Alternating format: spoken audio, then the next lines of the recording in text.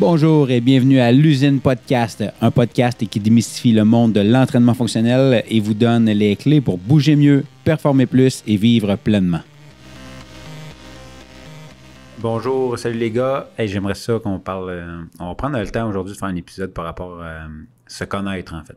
Que notre audience nous connaisse un petit peu, sache un petit peu qui on est, puis c'est quoi notre background, qu'est-ce qui nous a apporté là-dedans. Fait que on va pouvoir y aller à tour de rôle. On se pose un peu des questions, apprendre à se connaître pour que les gens puissent savoir à qui ils ont affaire, puis peut-être même faire des liens avec qu'est-ce que nous on a vécu, puis qu'ils puissent peut-être faire des liens, faire comme hey, ils ont fait ça aussi, moi d'abord je serais être capable. Donc voilà. C'est une bonne idée. Fait que, Marc, on commence avec toi, Marc. Je me suis fait une petite liste rapidement là, de toutes les questions que je veux te poser. Mettons qu'on va se faire des AMRAP de 10 minutes. OK? Fait que, on va se faire comme 10 minutes par personne, 30 minutes. Ça va vraiment donner un bon gap. Parce que c'est sûr que toi, ton expérience de vie, c'est pas autant que celle à Mike. Parce que Mike, il en a vraiment beaucoup à raconter parce qu'il est plus vieux. Mais toi, on va essayer de se donner comme un 10 minutes chaque. Ça marche? Donc, première question, qui es-tu en quelques mots? Je dirais un passionné du sport, passionné de l'entraînement. Ça se résume pas mal à ça. Un passionné. Un passionné tout court, hein, dans tout ce que je fais. En un seul mot, c'est quand même bon. Tu te résumes en un seul mot, passionné. Cool. Puis qu'est-ce que tu fais à l'usine? J'ai la chance d'être l'entraîneur-chef du gym. Fait que je m'occupe de la planif du gym. Je m'occupe d'avoir une équipe qui est structurée, qui est forte à l'unisson. Puis, on s'assure aussi d'avoir un service qui est impeccable à remettre au monde. Puis, avant de faire ça, mettons, à l'usine, tu faisais quoi? Okay. Avant d'arriver à l'usine, j'ai travaillé chez Vidéotron pendant, en tout et partout, quasiment 8 ans. J'ai commencé en bas d'échelle. Comme vendeur, j'ai monté gérant de boutique. Je me dirigeais vers un directeur de plusieurs magasins, en fait. Changement de carrière avec l'école, tout ça, je me suis un peu tanné de ça. Je voulais un autre défi. Je voyais que je voulais plus que rester dans ce monde-là.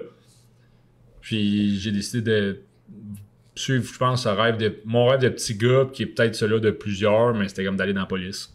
T'sais, je pense j'étais plus jeune, mes parents c'était des polices militaires, mon père a travaillé longtemps à l'aéroport de Montréal. Tes parents étaient comme des Jack Reacher, police militaire. Ouais, exact. En moins gros, là. Okay. un petit peu moins large. Mais ouais, pour vrai, pour ceux qui écoutent Jack Reacher, c'était le même principe-là. Puis moi, ça a comme fait, OK, j'ai le goût d'aller vers ça. Fait que j'ai essayé de retourner aux études. Finalement, ça a comme pas fonctionné. Je me suis ramassé à travailler à l'aéroport de Montréal pour mon père, en fait, dans la sûreté aéroportuaire. J'ai fait ça pendant quasiment 2 ans. Honnêtement, travailler à l'aéroport, c'est malade.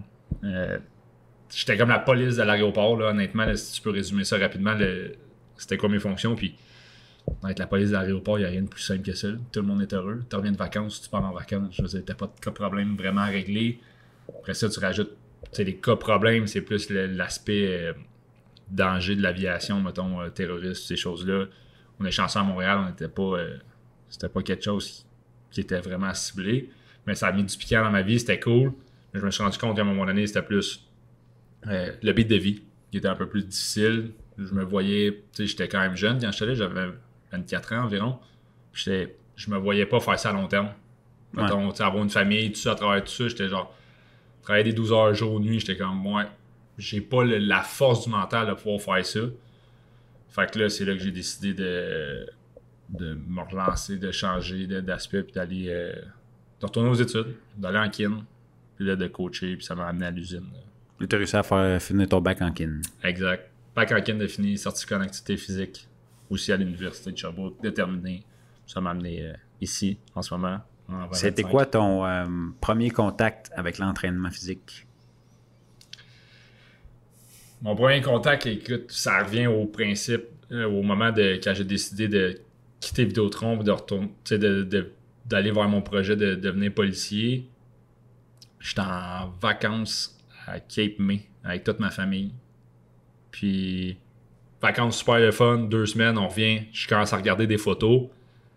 Puis à un moment donné, j'ai comme le déclic. Je fais genre, God damn, j'ai dit, je suis supposé d'être l'athlète, entre parenthèses, de la famille. Parce que tu faisais du sport, là. Ouais, j'ai joué au hockey longtemps, j'ai joué au soccer longtemps aussi, j'ai joué au niveau élite dans les deux, j'ai coaché au hockey, j'ai coaché au soccer quand j'étais plus jeune, j'ai joué au flag football, j'ai joué au touch football, tu sais, j'étais actif, là. Puis c'est le cégep qui m'a comme amené dans le vice de moins bouger.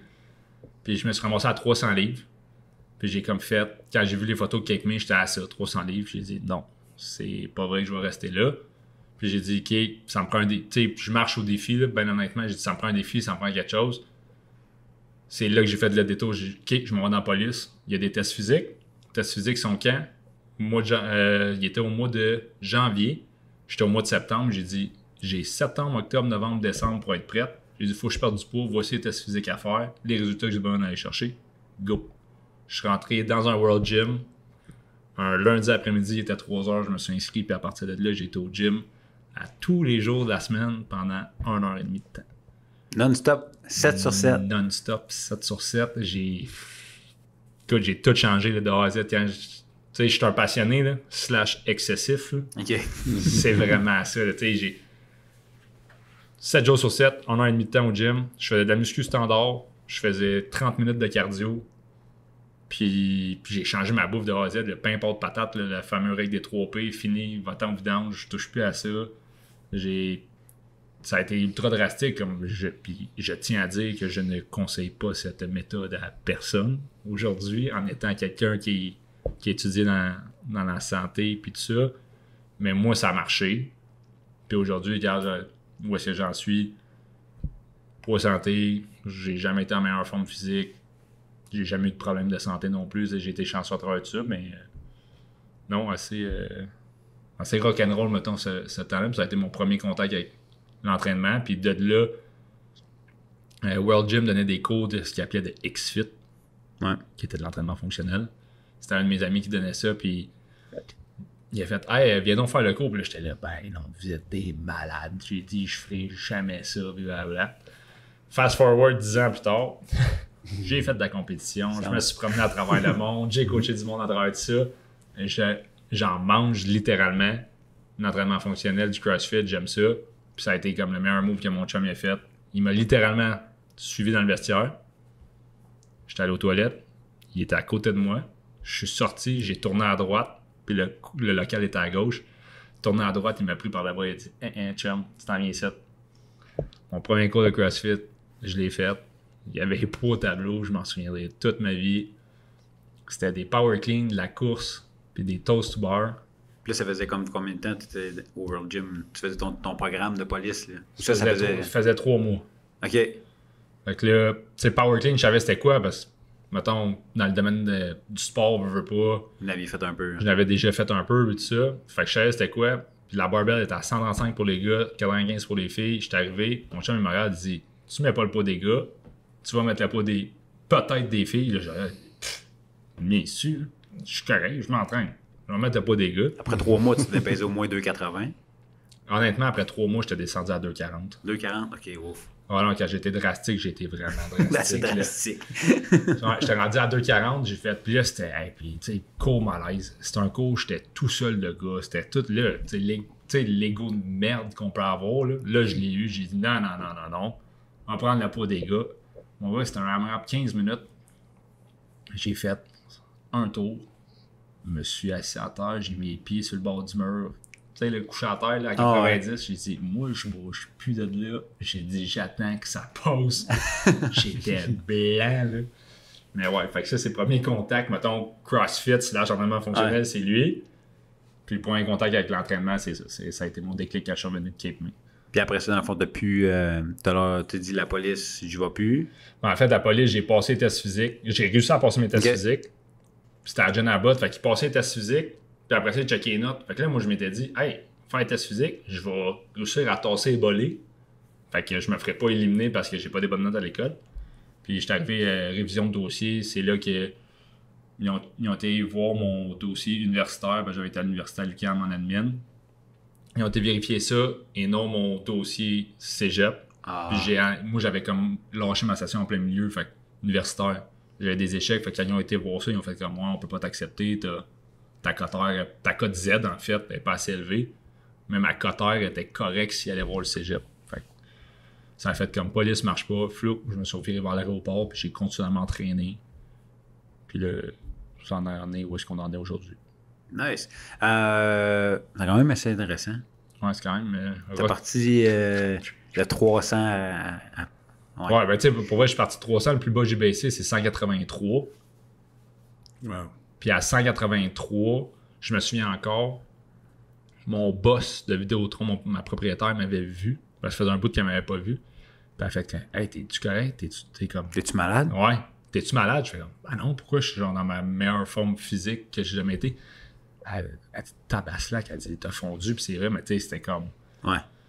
C'est ça. Tu sais, fondre drastiquement, c'est pas bon dans le principe que ton adaptation du corps se fait pas très bien. Puis, tu sais, aujourd'hui, tu sais, j'étais chanceux, après ça, j'ai eu des amis, j'ai du monde qui m'ont aidé avec la bouffe, puis à accepter que tu peux manger, mettons. Ouais. Est-ce que j'étais anorexique? Non. Est-ce que j'ai été freak avec ma bouffe sur beaucoup de choses, comme qui est nocif, que j'associe à quelque chose de nocif? Oui. Mais le côté quand même bizarre de ça, c'est que j'avais pas coupé la bière. Ah. C'était la seule chose qui te gardait à la vie. C'était la seule affaire qui me gardait à la vie. J'ai dit non, ça je peux pas couper ça. J'étais avec mes chums au bar, puis je buvais pareil. Mais à un moment donné, tu sais, mettons, j'ai frappé le 220. Puis c'est là que je voyais que je bougeais plus, puis que ça bougeait plus. Puis c'est là que j'ai décidé que je coupais tout.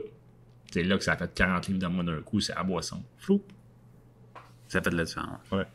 Puis, tout ce que tu as appris pendant ton parcours, là, est-ce que ça se rejoint, est-ce que ça peut rejoindre un peu ta philosophie en tant que coach ici? 100%. Tu sais, dans le sens que, de un, il n'y a rien qui est irréalisable. Mm-hmm. Tout objectif est réalisable. Mais selon un parcours, si je peux me permettre, prévu, tu sais, / plan de match, tu peux pas juste te lancer ça sans aide. Tu sais, comme moi, je l'ai fait sans aide, dans le principe que j'ai dit, hey, je vais m'entraîner, tout ça. Est-ce que je l'ai fait sans aide? Non, parce que je suis allé chercher des plans d'entraînement à gauche et à droite. J'ai demandé à des amis qui étaient coach, hey, tu sais, mon plan, il fait, tu sais, voici ce que je fais, make sense or not. Puis mes chums, ils me disaient, change ça. Puis, tu sais, c'était mes amis, fait que j'étais chanceux, j'avais des amis coach autour de moi qui ils m'ont pas facturé pour ça. Ils n'ont jamais rien fait. Puis la bouffe, mais ça a été eux autres qui m'ont conseillé vite à dire, hey Marc, coupe là, essaye ça. Puis à un moment donné, quand je suis vraiment tombé dans le drastique au niveau de mon poids, mais j'ai une amie qui était experte en nutrition, qu'elle avait décidé de m'aider. Puis on a fait juste un échange de services par rapport à ça. Elle m'a encadré là-dedans. Moi, je l'ai encadré avec son entraînement, puis avec, dans le fond, elle voulait jouer au soccer, fait que je l'ai aidé avec ça, parce que j'avais un gros background de soccer. Puis, tu sais, ça a été de même que j'ai monté graduellement. Fait qu'aujourd'hui, dans le poste que j'occupe, tu sais, je dis tout le temps, c'est tout est réalisable. Il faut juste que tu aies un plan de match, puis tu fasses confiance au plan de match. Il n'y a rien qui va tomber du plafond. Ouais. Dans le principe que tu peux pas être assis sur ta chaise et espérer que tu vas perdre du poids ou dire que tu vas être meilleur au hockey, au football, whatever. À un moment donné, il faut que tu fasses des efforts. Si tu es prêt à mettre des efforts, good. Moi, je vais t'aider dans le sens inverse à les faire. C'est juste être patient. Ouais. Puis laisser l'ego de côté, c'est tough. Dans la réalité qu'on est aujourd'hui, je pense que c'est la chose avec quoi qu'on se bat le plus, c'est la rapidité d'avoir les choses. T'sais, on s'entend, là, je veux un nouveau t-shirt, là. Internet, clique, commenter, je le reçois, je l'essaye, il me fait pas finalement, je le renvoie, je lui demande une grandeur plus grande, ils me l'ont remboursé, ils ont facturé l'autre, merci bonsoir, c'est rien coûté de frais de shipping. Dans le domaine de l'entraînement, c'est pas de même que ça marche, mais le monde dit hey, je vais rentrer au gym, je vais marcher 1 heure de temps sur mon tapis, je vais m'en aller à la maison, je vais avoir perdu 10 livres. La machine me dit que j'ai perdu 500 calories. Ouais, ton 500 calories sur ta machine, là, tapis roulant qui t'a dit, c'est une unité de mesure. Là. C'est pas de même que ça marche le corps humain. Là. Mais tu sais, moi le premier, là, je pensais que c'était ça dans le temps. Là. Le rameur, il me disait 200 calories. J'ai dit, let's go, c'est un Joule de plus. Ben, tu sais, non. Non. Ça part comme ça fonctionne. Exact. En relation avec l'usine en tant que telle, petite question pour toi. Quel genre de membre qui te motive à coacher? Honnêtement, n'importe quel membre qui est prêt à mettre les efforts pour atteindre son objectif. Moi, quelqu'un qui rentre et qui me dit mon objectif, que ça soit perte de poids, que ça soit un rehab de blessure, que ça soit je veux courir un marathon dans tant de temps, je veux faire l'équipe de hockey de mon école secondaire. Good. J'ai dit, voici ce que je te propose comme plan de match. T'es-tu prêt à mettre tes efforts dedans? Ouais, parfait. J'ai dit, go, man. J'ai dit, moi, je vais faire n'importe quoi avec toi. J'ai dit, tu veux le faire? Man, donne-moi-en, je vais t'en donner 1000 fois plus que toi. Ouais. Ce que tu vas payer pour, c'est. Tu sais, toute une valeur dans la vie, selon moi. Mais quand tu es impliqué, puis tu mets du tien dedans, la valeur augmente. Elle vaut bien plus que ce que tu payes pour, mais tu t'en rends pas nécessairement compte sur le moment, tu vas t'en rendre compte plus tard. Puis moi, c'est ça que j'ai tout le temps voulu. C'est tout le temps ça que je dis au monde. Je dis, oui, ça a un prix, mais si tu prends le temps et tu mets des efforts dedans, dis-toi que ce que tu as payé là, le résultat que tu as à la fin, fait x10, c'est le montant techniquement que ça vaut overall. Ouais. Il n'y a pas de prix sur la volonté des gens, puis ça, c'est eux autres que je trippe le plus. Tu peux arriver avec n'importe quel projet de fou, là. Tu peux me dire, je veux faire le Cercle du Soleil. J'en ai aucune idée c'est quoi quelqu'un qui est dans le Cercle du Soleil, mais je vais m'informer là-dessus. Je vais dire, tu veux faire ça? Go. On va le faire. J'ai dit, on va se rendre. J'ai dit, tu vas être là. Ça va être malade. Nice. Les deux petites questions. Une petite dernière, après ça, on va passer aux petites questions en rafale. OK. Ça marche. Qu'est-ce que tu aimes le plus à l'usine Sherbrooke? L'atmosphère, la communauté, le coaching staff, c'est une famille. Les membres, c'est une famille. Puis les deux ensemble, c'est une troisième famille. T'sais, dans le sens, on a comme tous nos sous-groupes, mais c'est juste. Je rentre ici, je rentre jamais dans le reculon. Je fais pas comme fuck, faut que je travaille avec Mike. Merde, je vais être assis dans le bureau, je vais être avec Max toute la journée. Fuck, ça va être. Non, tu sais, rien, puis c'est pas. Il y a tel client dans mon cours, ça va être pénible. Non, tu sais, c'est comme tout le monde amène son grain de sel qui fait que c'est cool. Tu sais, on peut pas aimer tout le monde, ça c'est sûr et certain, puis je peux pas haïr tout le monde non plus, c'est sûr et certain, mais il y a pas cette atmosphère-là ici, c'est ça qui fait que c'est vraiment insane, là, pour vrai. Là. Moi, c'est ça que je tripe le plus. Super. Des questions rapides. Première affaire qui me vient en tête. Ouais, je vais te donner des choix en premier. Première question. Squat ou deadlift? Squat. Entraînement matin ou soir? Matin. Matin. Entraînement tout seul ou en groupe? Seul. Entraînement seul. Ça. Non, c'est correct. Regarde, non, mais pas... toi, à répondre dans le sens que. Puis là, je fais parenthèse vite. Non, mais mettons, mon côté athlète / sportif, j'aimais mieux m'entraîner tout seul. Mais là, juste m'entraîner pour m'entraîner, dans le sens que je veux juste avoir mon fitness pour être en santé, j'aime bien mieux être en groupe. OK. Podcast ou musique pendant que tu t'entraînes? Musique. Et le dernier, le pire conseil en entraînement que tu aies entendu? Hey! Le pire conseil? Quand que tu t'es, mettons, t'entraînes au World Gym, tu t'es fait donner un conseil ou... Pique-toi, tu vas être plus fort. OK, bon, ça marche. C'est comme le pire. OK. Ouais, pour vrai, ouais, nice. c'est ça. Cool, merci Marc. On en sait déjà un petit peu plus sur toi. On enchaîne avec Mike, qui s'est fait un petit peu silencieux. Il n'avait pas trop de questions pour Marc, mais voilà. Avec, mais c'est bien, j'ai pu apprendre un peu plus de mon collègue. Je pense que ben oui, exact. Puis donc, on recommence avec toi, Mike. Qui es-tu en quelques mots? Ce sera pas facile pour toi, mais je te demande juste quelques mots.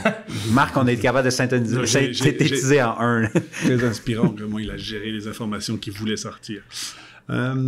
En quelques mots, quelqu'un de passionné et surtout, comme Marc le disait, donc passionné comme beaucoup d'entraîneurs, mais surtout qui a beaucoup de care pour l'autre personne. Ça, je l'ai découvert au fur et à mesure de ma carrière, à différents événements qui me sont arrivés dans la vie personnelle, qui fait que quand je care plus de l'autre personne, quand je me soucie plus de l'autre personne,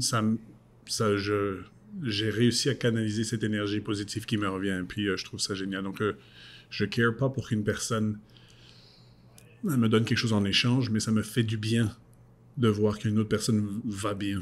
Donc, voilà. Ça, c'est ce qui me définit un peu. Super. Ton rôle ici à l'usine, c'est quoi? Mais moi, je suis entraîneur privé et coach de groupe. Donc, je fais des séances privées avec mes clients qui commencent à grandir. Je suis nouveau à l'usine. Et puis, j'ai 3 heures de cours de groupe en ce moment. Je prends des remplacements à gauche, à droite. Là, dès que Marc a besoin de moi, par exemple. C'est mon rôle. Super. Puis, qu'est-ce qui t'a amené dans le monde de l'entraînement, en fait? Je suis hyperactif. Fait que, bon. oui, quand j'ai commencé... Médicamenté ou pas? Non, heureusement. Par le sport. Médicamenté par le sport, OK. C'est bon. Quand j'étais plus jeune, j'ai eu la chance d'avoir des parents qui nous ont bien éduqués, je pense.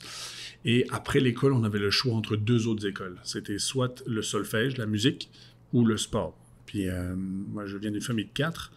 Et les 3 gars, on a pris le sport. Ma sœur, elle a pris le solfège. Elle joue bien au piano. Et nous 3, on est devenus des sportifs, entre guillemets. Donc, c'est ça qui a fait que je suis tombé dedans, avec la natation. À la natation, OK. C'était quoi ton parcours avant d'être coach? Académique et sportif. OK, oui. Donc, j'étais dans l'enseignement général pour les primaires secondaires. Je viens de la Belgique, donc c'est comme ça qu'on explique ça. J'ai été à l'université pour faire un bac en éducation physique et ensuite un master en kin. Avec une spécialisation dans la nutrition sportive. Et puis c'est pas mal ça. En même temps, je commençais à coacher le monde autour de moi. Un jour, un ami m'a dit « Mais pourquoi tu n'immigrais pas au Québec? » Mes parents avaient immigré aux États-Unis, puis c'était plus proche. Donc j'ai sauté le pas. Je me suis retrouvé au Québec.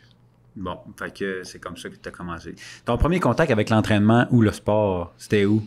Tu dis que tu allais à l'école du sport après, mais à un moment donné, tu as commencé peut-être à t'entraîner. Ça a commencé où, cet entraînement-là? Ben, en fait, avec la natation, j'ai commencé à avoir un niveau qui était respectable et puis c'était quand même... Fait qu'il commençait à monter. Puis je voulais aller le plus haut possible dans la natation, justement, très compétitif. Et aux alentours de 17-18 ans, donc la Belgique se divise en 2 parties. On a la Wallonie francophone et la Flandre qui est néerlandophone. Et eux, ils ont un programme d'éducation qui est différent du nôtre. Fait que quand on arrivait aux compétitions, tu voyais que les jeunes athlètes étaient costauds de chez costauds. Et c'était juste... ça faisait un peu peur. Tu montais sur le plot de départ pour partir faire ta course. Puis tu voyais que le néerlandophone, juste à côté de toi, il y a des épaules développées, tout pour le même âge. Et on se disait, mais qu'est-ce qui se passe? Et puis on remarquait qu'ils faisaient de l'entraînement en dehors de la piscine. OK. Et là, notre coach nous a commencé à nous en parler, puis les gyms commençaient à apparaître, les Globo Gym. Puis je suis rentré dans un gym, puis j'ai commencé à regarder ce que c'était, puis je me suis dit, tiens, c'est vrai que si je fais des exercices ici, généraux, je peux les mettre dans mon sport et puis me sentir plus à l'aise comme ça. Fait que c'était ça ma première exposition. Puis un gym de quartier ouvert, et il faisait un rabais sur si on prenait un 6 mois ou un 9 mois. Là, puis je l'ai acheté. J'y suis allé, comme tu disais. Là. Fait que là, t'es parti de la Belgique, t'es immigré ici au Canada, puis après ça, qu'est-ce qui t'a mis en lien avec le monde de l'entraînement fonctionnel? Ça, c'est vraiment une belle histoire, honnêtement. J'avais pas de voiture, pas beaucoup d'argent, j'avais 29 ans. Puis je prenais le bus, les Greyhound bus, qui partaient de Montréal jusqu'à Albany, à New York. Puis mes parents venaient me chercher, là, à ce moment-là. Puis dans le bus, à un moment donné, j'étais assis à côté d'un monsieur, un gars assez fit, mais je savais pas qui il était. Puis on commence à parler un petit peu. Il se trouve que c'était un policier qui était en congé, mais qui prenait le bus pour aller jusqu'à Plattsburgh. Et puis là-dedans, il m'a dit, tiens, est-ce que tu fais du CrossFit? Et puis moi, je ne voulais pas avoir l'air d'être ridicule. Fait que j'ai dit, ouais, bien sûr, je fais du CrossFit. Je venais de dire que j'étais entraîneur. Je dis, oui, je sais ce que c'est. Puis là, je suis dit, qu'est-ce que c'est que ce truc? En 2009, à ce moment-là, personne. C'est vrai, toi, tu as gradué à l'université, puis là, dans le fond, tu es déjà comme kin. Fait que tu es déjà entraîneur. Là, okay, c'est ça, exact. Je ne voulais pas paraître comme non professionnel. Puis c'est ça que j'avais dit, moi, je suis entraîneur. Mais tu sais, un entraîneur, quand ça se présente, quand c'est jeune à 29 ans, ça gonfle les épaules. C'est comme fier. C'est le meilleur métier du monde. On est les plus forts. Bon, bref. Fait que là, j'arrive pour les fêtes de Noël chez mes parents, puis qu'est-ce que c'est le CrossFit? Puis je regarde ça, puis en même temps que je cherche sur l'ordinateur, je vois des trucs sur CrossFit.com, je me dis, mais ils sont fous. Parce que je voyais des entraînements, je comprenais rien. Je dis, il y a juste ça à faire. C'était marqué back squat 5-5-5. Je dis, mais OK, c'est quoi le reste? Parce que moi, j'étais 1h30, 2 heures dans le gym à faire plein de mouvements dans tous les sens, sans savoir trop de ce que je faisais. En tout cas, j'ai appris après. Et mon père rentre dans la pièce et il dit c'est pas vrai que je vais vous voir sur l'ordinateur tout le long avec mes 2 frères. Il dit, je vous ai acheté un abonnement mensuel, c'était comme 20 pièces, au YMCA. Fait que, ils habitaient à Woodstock, aux États-Unis, dans l'État de New York. Et il y avait un YMCA. Je dis, OK, il y a une salle de muscu, comment on appelle ça? Il y a une salle de muscu, ouais. Et une piscine, OK, génial. Fait qu'on y allait tous les jours. Puis là, moi et mon frère, on dit, OK, on va essayer un entraînement CrossFit. Et ils avaient posté ça, c'était Fran. Fait qu'on voyait, j'ai cliqué sur la vidéo, c'était clickable en dessous, là, tu pouvais cliquer sur YouTube et on avait vu les premiers butterflies. Tu sais, tu mets ça, ben là, tu fais pas des pull-ups, ça, qu'est-ce qu'il triche? Il triche. Fait qu'on arrive là-bas et il n'y a pas de station comme on a maintenant à pull-up, il n'y a pas de rig, mais c'est comme qu'on a dans le gym ici, là, avec un knurling solide. Et là, ça mettait 95 livres. Et moi, je calcule en kilos, fait que je ne savais pas trop c'était quoi. J'ai embarqué sur ces plaques-là avec 25, tu mets ça sur une barre de 45, ça, on savait que c'était 20 kilos. Puis on va essayer. Puis on soulève, on fait comme, OK, c'est quand même pas si facile de la porter à l'épaule. C'était léger en termes de force, mais il fallait une technique pour l'amener. Et puis on essayait, fait qu'il la soulevait. Puis tu sais, il y a un côté qui ne soulève pas. Mon frère m'aidait. Quand je l'avais ici, il dit, t'es prêt? OK, go. Puis là, je faisais mes thrusters. Arrivé au pull-up, tu sais, j'y vais en strict, mais j'étais fatigué. Fait que les hanches m'ont engagé, tu sais, puis j'ai commencé, puis j'avais un pseudo-kip, pseudo-butterfly, boum, les mains ouvertes. Après, j'ai même pas fini le 21. Je suis tombé par terre, je me dis, what the fuck? Qu'est-ce que c'est que ce truc? C'est malade mental. Et je suis rentré à la maison, et là, j'ai fait... En fait, c'était malade mental dans le bon sens. C'était comme, je veux voir. Comment ça se fait que j'ai été arrêté? J'ai même pas fait 42 répétitions, 21. Je me trouve déjà un peu en forme ouais, je me suis dit, comment c'est possible? Je dis, c'est pas vrai que je vais le faire avec une barre vide. J'aurais dû, tu sais. Et là, je google ça, et puis je regarde, je suis comme, ah, man, il y a même des cours, des séminaires. Fait que j'ai eu la chance parce que le premier séminaire Level 1 qui venait au Canada, il venait à Montréal. Puis ça s'est fait à l'usine Montréal. À l'usine Montréal ou à CrossFit Montréal? À l'usine Montréal. Ah ouais, dans le temps. Chez Dominique et Chris Scaling. Avec quoi? C'est la rue Anne. Ouais, le tout petit gym. Oh, le tout petit, ouais. Ouais, puis je suis arrivé là, et puis j'avais les OG de OG, la Pat Sherwood, tous les... Name it, ils étaient là. Puis j'ai eu beaucoup de chance pour m'inscrire parce que c'était sold out. Fait que j'ai écrit à CrossFit, j'ai dit, regardez, moi, j'ai 2000 pièces dans mon compte en banque, et puis ça s'arrête là. Je peux pas voyager. Fait que si tu me dis pas oui ici, ben, je peux probablement pas le faire. Puis là, ils ont accepté, ils m'ont donné un spot avec un lien, j'ai cliqué dessus. Ils m'ont dit, amène un stylo et un crayon à mine pour l'examen. Puis là, j'arrive là, et puis... T'avais pas de crayon à mine? J'avais fermé à la porte. J'ai suivi le cours, et puis à midi, ben, les coachs ont fait un entraînement, puis j'ai vu ce que c'était l'intensité. J'ai été très impressionné de les voir par terre. Ils se roulaient de douleur. Je dis, mais comment on peut se pousser? Il fallait appeler une ambulance. Moi, je pensais qu'il fallait appeler une ambulance. Puis là, il se relève et dit, non, mais j'ai été complètement inspiré. Fait que je me suis dit, comme en 2009, je me suis inscrit à tous les séminaires après. Dès que je gagnais un peu d'argent, je faisais un séminaire. Puis je voulais en apprendre le plus. Je lisais tout ce que je pouvais lire là-dessus. Et ce qui était cool, c'est que comme j'avais été à l'école, ben, il y avait beaucoup de parallèles. Je comprenais ce qui se passait. Quand il parlait d'un plan frontal, je disais, mais c'est logique. Mais tu sais, j'avais l'impression d'apprendre des choses... logique et qui était très complexe à l'université, et puis d'un coup ils font ça en un week-end. C'est possible. Ouais. Ils arrivaient à vulgariser quand même bien. Tout le baccalauréat que tu as fait en Belgique, en vulgarisant un week-end quand même. C'est ça. Puis je travaillais dans un Globo Gym à Montréal, qui est le MAA, le Montréal Athletic Club, qui est assez fancy un peu là. Et le coach qui était en charge de m'introduire dans l'équipe et puis de me montrer le gym s'appelle Jason Martin, c'est mon meilleur ami, et puis c'est devenu mon meilleur ami. Et lui, il me dit, qu'est-ce que tu fais? Je lui dis, regarde, je suis belge, kinésiologue, et je fais du CrossFit. Il fait, ah ouais, du CrossFit. Lui, c'était un joueur de hockey. Il y a beaucoup d'ego là-dedans, et puis gros entraîneurs, tu sais, il sait tout, et bon. Il me dit, mais par contre, je veux que tu me donnes un entraînement. Puis je lui donne un entraînement que je ne sais pas trop comment... Et c'était... je pense que c'est 50, 40, 30, 20 de air squat, et après chacune des rounds, tu faisais 15 burpees. Mais je dis, mais tu vas le faire le plus vite possible. Il dit, ouais, mais tu as déjà des dents de référence. Je dis, non, c'est toi qui as fait le premier, puis on va checker tous les autres coachs. Et il a eu tellement de pression qu'il a poussé. Pendant 2 jours après, il est plus venu dans le gym, et j'ai reçu mon premier avertissement du boss, qui dit, ouais, c'est cool que vous entraîniez ensemble, les gars, mais c'est parce que s'il ne peut plus venir travailler, et là, lui, il me dit, mais c'est quoi ce truc-là? Moi, je dis, Jay, il s'appelle Jason, donc, Jay, je sais pas ce que ça va te faire, mais j'ai l'impression, et lui, il a un bac en éducation physique de McGill. Je ne sais pas ce que ça va te faire, mais si tu regardes et t'intéresses au CrossFit, je pense que tous tes athlètes là, que tu coaches, ça va t'aider.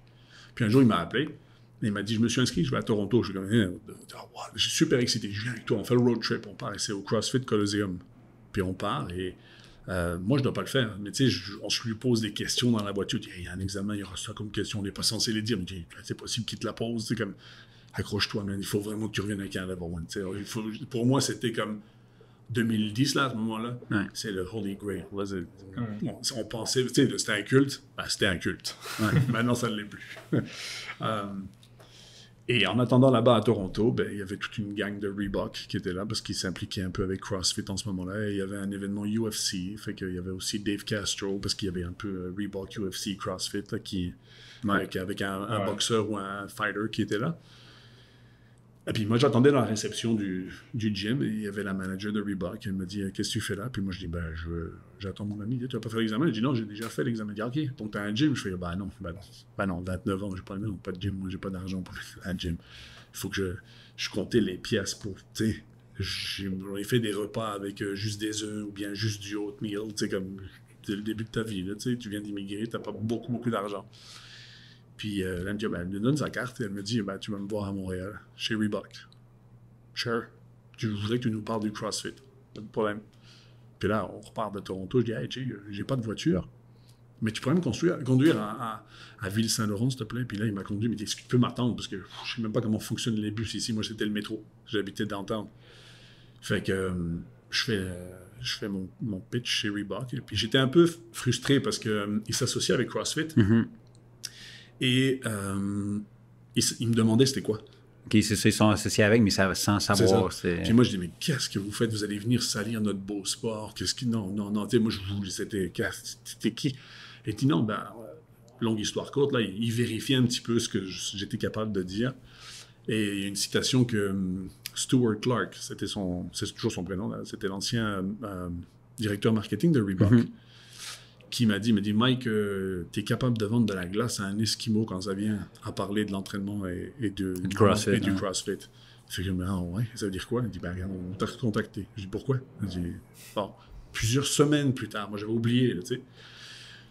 Il me contacte et j'étais le 21e sur 20 candidats à qui ils allaient proposer de devenir le propriétaire du gym Reebok de Montréal, qui était le flagship pour répéter Reebok One à Boston.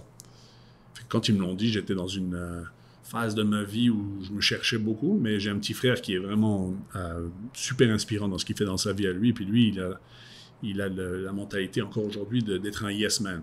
Mm-hmm. Et puis il m'avait dit, dis yes à tout, t'es à Montréal, qu'est-ce que t'as à perdre? Tu connais personne te connaît, fais-le, man. Dis oui à tout, pars sur toutes les... va dans toutes les raves, dis oui à tous les entraînements. Sure, tu sais, teste tout dans ta vie, ça. Puis là, quand ils m'ont proposé ça, j'ai dit « ouais ».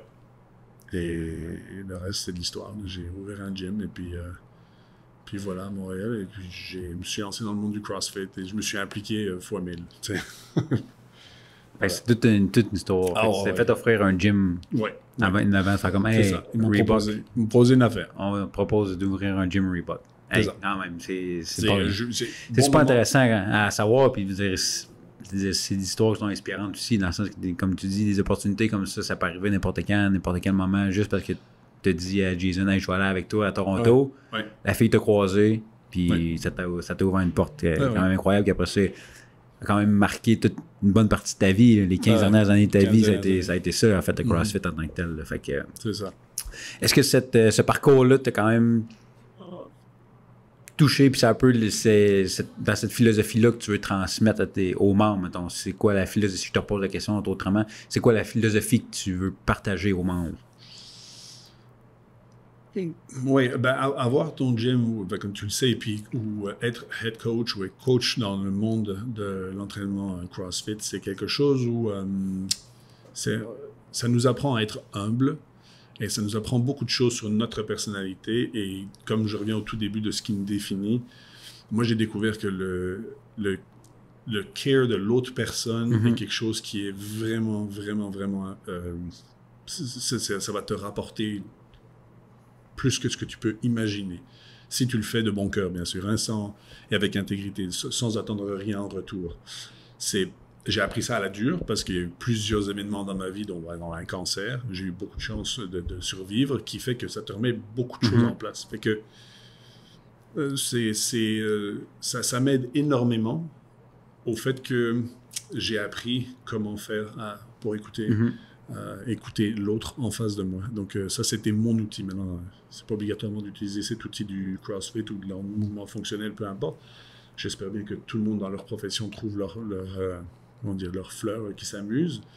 Mais moi, c'est ça. Et c'est encore ça maintenant. De prendre soin de l'autre le plus possible. Ouais. C'est plus important. C'est plus important que tout, là, pour moi. Enfin, je vois pas quelque chose de plus important, à part ma santé, c'est sûr, là, mais je vois pas quelque chose de plus important que ça. Super. Puis, autre question, on sort un petit peu du monde de l'entraînement. Mettons, t'es-tu ton repas très parce que là, tu sais, on sait que t'es discipliné, t'es vraiment assez à la coche, là, mais mettons que t'as un repas, un cheat meal, t'as un repas triche, là. Toi, tu dis, aujourd'hui, je me gâte, là. C'est quoi, là? Ah, man. C'est quoi, là? C'est difficile, ça, parce que j'en ai pas. Enfin, T'en as pas? Si, j'en ai un, mais comme... Enfin, j'en ai... J'ai pas... J'aime la pizza, mais j'ai plus de plaisir à manger un steak sur le barbecue avec des légumes grillés, un bon... Tu sais, comme... Tu sais, ce qui goûte... Pour moi, c'est le treat, c'est la quantité. C'est là qu'il faut que je fasse attention. OK. Fait que toi, tu y vas plus sur la quantité. Ouais, ça, c'est le repas triche. J'y vais vraiment over. Je vais prendre 2 steaks, s'il vous plaît. OK. C'est ça, la triche. OK. C'est bon. Plus que... ça veut pas dire que j'aime pas des frites ou n'importe quoi. C'est sûr qu'ici, les frites, tu dois les trouver ordinaires. Ils sont très différents. Le Belge qui mange des frites du Québec. Mais, on peut les... C'est pas si dur que ça, hein, faire des frites belges. Il faut les frire 2 fois. Ah, c'est ça. C'est ça. Mais c'est comme le poulet frit, double fried. Ça doit être ça. C'est ça qui fait la différence avec le bon poulet frit et le pas bon. Hein. C'est qu'il le met 2 fois. Mais oui, c'est ça. On a compris. J'ai un treat, par exemple, le chocolat. Ça, c'est vrai que... OK. Le chocolat, c'est difficile de m'en passer, ça. Dans le temps passé, puis encore là, tu je essaies de t'arrêter. Tu contrôles? Non, là, je contrôle. Je contrôle vraiment. Okay. Là. Donc, tu sais, généralement, j'aime ça avoir un carré ou 2 de chocolat noir le matin avec le café. Je trouve ça très cool. Ah, le matin. Je suis pas jamais... Cristal, le soir, ouais, mais le matin. Cristal, chocolat café? Ben oui, chocolat café. C'est mieux que cigarette café.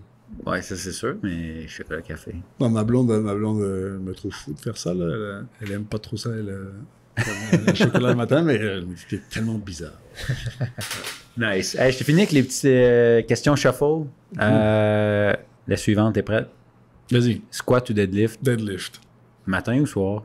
Soir. Entraînement, on parle, hein? Oui, on parle d'entraînement. Entraînement seul ou en groupe? En groupe. Seul, Seul, ça sera le vélo, par exemple. Je peux m'entraîner seul. C'est sûr, c'est toujours... Mais c'est mieux en gang. C'est mieux en gang pour moi. Je préfère. Pendant que tu t'entraînes, hip-hop ou rock? Rock. Enfin, ça dépend de l'entraînement. OK. Hip-hop, si jamais on soulève, si on fait du squat, du deadlift, c'est vrai que du hip-hop, c'est pas mal. Mais le rock and roll, le good old school, le AC/DC, ça, c'est quand même pas mal. Pendant le training. Et le pire conseil en entraînement que tu as entendu?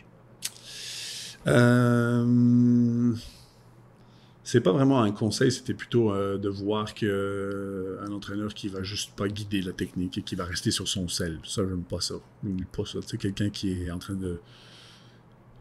Soucie-toi de qui t'es devant toi. Là, si tu utilises ton cellulaire parce que le programme est dessus ou que tu fais quelque chose, tu gères la musique, ok, c'est correct, mais moi, j'ai vu ça dans des gyms il y a longtemps quand même, où le coach... pensais que c'était correct d'être sur son sel, de ne pas regarder l'autre personne. En fait, le pire conseil, c'est quand il n'y avait pas de conseil. Tu sais.